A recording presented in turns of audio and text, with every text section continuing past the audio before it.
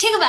नइखे करे के तो अपन लाइफ में ध्यान द लगिन, कैसे तहनियों के लाइफ बा, तहनियों कुछ करे के बाद अपन लाइफ में ध्यान द लगिन। दूसरा के पीछे पड़ के मत बैठा लगिन और राजा लगिन।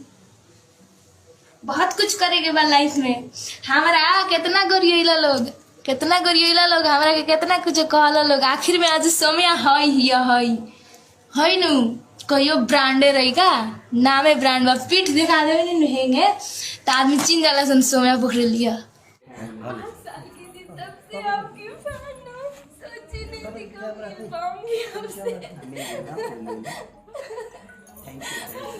आपका एक टैटू बनाया तो बहुत लोग हमको गाली दिए कि क्या शादी है तुम्हारा ये हो, लेकिन आपको भगवान की तरह मानते